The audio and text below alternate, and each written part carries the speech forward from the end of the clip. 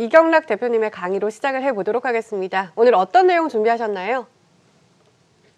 저는 오늘 여러분들에게 이 어려운 시장을 이길 수 있는 유일한 전략, 이것만 하셨으면 좋겠다. 그런데 이 내용을 제가 전달을 한다라고 하더라도 여러분들이 구사하지 못하면, 진행하지 못하면 아무 의미가 없는 거예요. 그래서 오늘 제가 여러분들에게 드리는 이 내용을 여러분들이 좀 움직여주는 그런 전략이 되기를 진심으로 바라면서 이야기 들어보도록 하겠습니다. 먼저 이제 골머리를 앓는 거는 바로 이거죠. 미국의 CPI 인플레이션율이 7.5% 발표가 됨으로 인해 가지고 이 인플레이션이 정점이 과연 어디인가, 1분기가 정점이 되냐 아니냐, 이것이 계속 지속적으로 올라가는 것이냐, 뭐 이런 우려감이 시장에서 발생을 했습니다. 인플레이션이 시장 하락의 가장 큰 원인이고 시장에서 가장 걱정하는 요소인 거죠. 그리고 이제 세인트루이스 연은 총재가 7월 1일까지 100bp 금리 인상 올린다, 또 선호한다, 또 이런 얘기 나오니까 이거 그러면 0.25도 아니고 0.50씩 뭐 두 번씩 올리는 거냐, 막 이렇게 이제 시장에서 얘기하죠. 근데 이분이 또 재밌어요. 블러드죠, 블러드. 이분이 또 재밌는 게 또 파월 의장이 또 아니라고 하면 또 아닌 거죠. 이렇게 또 얘기를 하더라고요. 매파는 매파인데 살짝 뭐 타협의 시점을 또 이야기하면서 또 이렇게 시장에다가 찬물을 끼얹는 그런 이야기들을 서슴없이 하기 때문에 시장은 계속 불안해하는 거죠. 인플레이션은 상당히 높은 상태에서 금리 인상은 계속 진행될 수밖에 없다라는 그 우려감. 그리고 우크라이나에서 미국인 당장 떠나라, 뭐 바이든의 경고, 뭐 서두에도 김주 대표님께서 말씀하신 것처럼 지지율이 떨어질 수 있기 때문에 빠르게 움직이려고 하는 그 움직임은 이 금융시장에는 더욱더 공포로 다가오고 있고, 또 러시아발, 또 우크라이나발 지정학적 리스크는 인플레이션의 주요한 또 원인이 될 수 있기 때문에 시장에서 또 인플레이션에 대한 우려감이 커지면서 시장은 계속 하락하고 있는 그런 추세예요. 미 시장도 이것 때문에 어제 하락을 했고요. 이와 더불어서 또 이제 채권 수익률까지 또 치게 되니까 성장주 쪽에서 자금이 계속 빠져나가는 그런 흐름들이 만들어지고, 나스닥이 코스피 대비해 가지고 또 저조한 흐름을 보여주는 것 또한 일부 성장 섹터가 많기 때문에 그런 흐름을 보여주고 있죠. 코스닥이 코스피 대비해서, 그리고 나스닥이 다우 대비해 가지고 저조한 흐름을 계속 보여주는 것도 바로 이런 배경이다. 어제도 일부 성장주라고 할 수 있는 테슬라나 뭐 리비안과 같은 이런 전기차 관련된 종목들이 주가가 크게 떨어진 것도 바로 또 이런 배경이다라고 보시면 될 것 같습니다. 그럼 우리는 여기서부터 어떤 전략을 잡아야 될까? 자, 먼저 우크라이나발 악재가 터지기 전에 목요일날 미시장 흐름 속에서 눈여겨봐야 되는 것들, 그때 미시장이 조정이 들어왔는데요. 금리 인상 리스크로 시장이 밀릴 때 경고했던 섹터들 한번 보자고요. 금리 인상 리스크, 그러니까 지정학적 리스크는 누구도 예측 불가능한 변수니까 일단은 배제하고, 금리 인상 리스크가 부각되었을 때 올라갔던 종목들을 보게 되면 델타 에어라인과 같은 이런 종목들은 계속 올라가는, 미 시장도 불안한 한 주 동안에 또 굉장히 강한 흐름을 보여줬습니다. 이쪽은 리오프닝 관련된 종목이라고 봐야 되겠죠.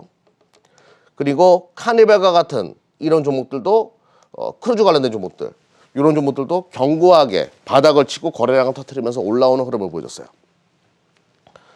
즉 시장의 답은 또 금리 인상 시기에 시장이 원하는 것은요, 턴 어라운드 가치주라는 얘기예요.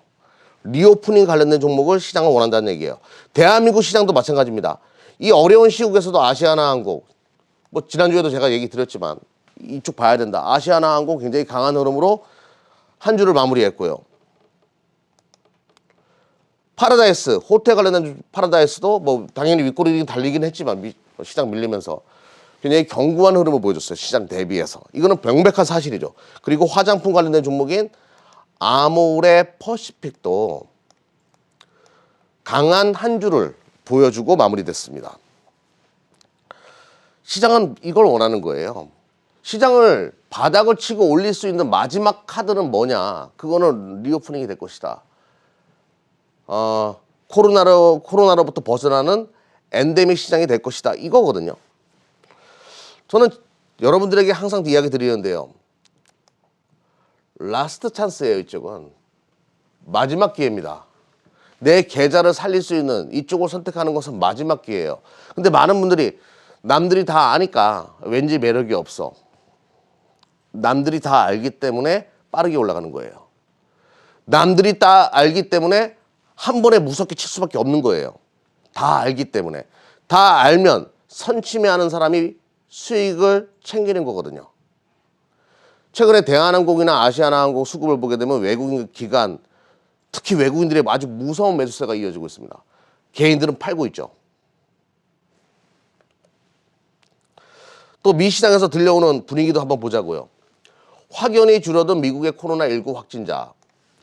오미크론 때문에 전파율이 빠르니까 확 올라갔다가 급등주처럼 또 급등했다가 급락하죠. 굉장히 빠르게 정상화 궤도로 접어들고 있는 미국의 현재 상황. 그러니까 백악관에서도 이런 얘기 계속 나오는 거 아니겠습니까? 단계적 일상 회복 논의해야 된다. 오미크론 정점 이후 확진자 급감. 주정부에선 방역조치 해제 요구. 이탈리아, 유럽에서는 야외에서 노마스크 허용. 점진적으로 선진국에서는 단계적인 일상 회복으로 넘어가고 있어요. 그리고 따뜻한 봄날이 오고 있죠. 우리도 마찬가지예요. 대선 이후에 굉장히 다른 정책들이 나올 겁니다. 여러분들이 가지고 있는 포트폴리오의 무게의 축을 이제는 이런 소비재 쪽으로 상당 부분 바꾸셔야 돼요. 결단을 내리셔야 돼요. 결단을 내리기 위해서 제가 최근에 자주 얘기하는 건데요. 조지 소로스의 이야기를 인용해서 또 말씀 좀 드려볼게요. 누구나 주식 분석 일을 잘하시는 분들은 많이 계세요. 많이 배우시고 많은 데이터를 만지는 분들 많이 계십니다. 하지만 이 주식으로 큰 돈을 만지는 사람들은 방아쇠를 당길 줄 아는 분들이에요. 배짱 없이는 아무것도 없는 것이죠. 지금 이쪽에다가 무게를 싣고서 방아쇠를 당기셔야 돼요.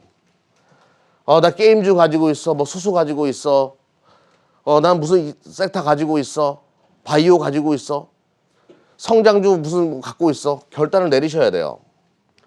금리 인상 시기에 시간 끌 필요 없습니다. 시장이 무엇에 포커스를 두는가? 미국이 돈을 뿌려놨습니다. 미국이 그러면 또 뿌려놓은 돈을 회수하는 방법은 뭐가 있을까요? 세금이 최선이겠죠. 세금을 회수하는 최고의 방법은 뭘까요? 경기를 활성화시키면 되는 거예요. 글로벌 시장의 많은 국가들의 정책들은 그런 방향으로 갈 것이고, 그러면 소비재 쪽에서 내가 승부를 봐야 되겠다. 이렇게 전략을 잡는 것이 맞다는 얘기죠. 시장의 마지막 상승 파동에 있다라고 하면 분명 이쪽이 될 수밖에 없어요. 결단을 내리셔야 되겠고요. 또 하나는 이제 재미난 것이 포트폴리오를 구축한다라고 전제를 깔았을 때 최근에 반도체 쪽은 상당히 좋습니다. 메모리 반도체 쪽. SK 하이닉스.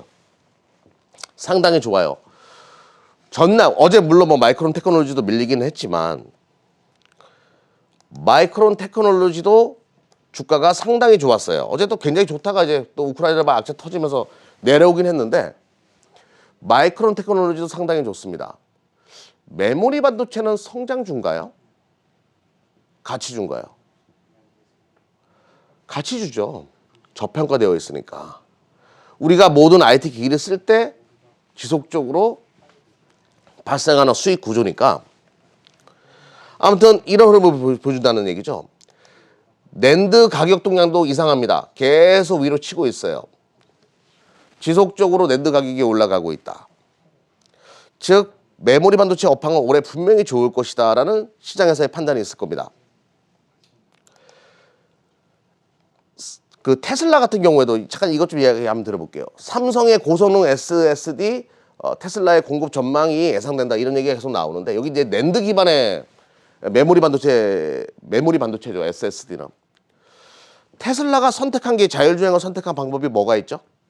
수많은 카메라를 달고서 거기에 데이터를 집결해가지고 그 카메라를 통해가지고 집결해서 테슬라의 데이터 센터에서 그 데이터를 받아가지고 딥러닝을 시키는 방식이에요. 테슬라의 방식은 그거죠. 수많은 블랙박스에다가 SSD를 깔고서 테슬라는 데이터를 모아갑니다. 바로 이거예요. 자율주행 시대에 데이터 센터에 들어가는 SSD뿐만 아니라 자동차 안에도 수많은 SSD가 깔릴 수밖에 없는 그런 구조의 산업으로 전환될 거예요.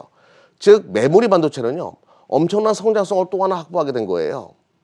PC, 스마트폰, 데이터 센터에 이어서 자동차. 그게 바로 이제 원년이 올해가 되는 것이죠. 제가 그래서 항상 이런 이야기를 드립니다. IT가 중장기적으로 자동차 안에 들어가는 이 수많은 IT 부품들, PCB도 포함입니다. IT는 주도주가 될 수밖에 없어요. 그래서 이쪽은 어떻게 선택을 해야 되죠? 중장기적으로 봐야 되는 거예요. 우리 24시 클럽이 2차 전지 배터리를 2년, 3년 동안 끌고 왔던 것처럼 이제는 전기차의 심장이었던 2차 전지에서 전기차의 혈관, 자율주행의 혈관일 수밖에 없는 이 수많은 PCB와 반도체를 지금 볼 필요가 있다는 얘기죠. 2, 3년 동안은, 앞으로는. 그리고 이것만 잠깐 설명드려 보도록 할게요. SK 하이닉스의 시가총액이 100조가 안 되는데요. 작년에 12조 원 정도 영업이익을 달성했습니다.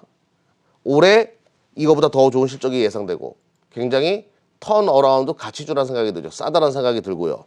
즉 결론적으로 모든 길은 아다스로 보인다. 중장기적인 자금들은. 자동차라는 또 다른 수요처가 IT 시장에 열렸기 때문에 이 아다스와 관련된 이쪽은 중장기적으로 여러분들이 무조건 가져가야 되고 단발적으로 볼 필요는 없다. 아주 길게 여러분들이 보셨으면 좋겠어요. 그리고 단발적으로 여러분들이 빠르고 급하게 올라가는 거 좋아하죠.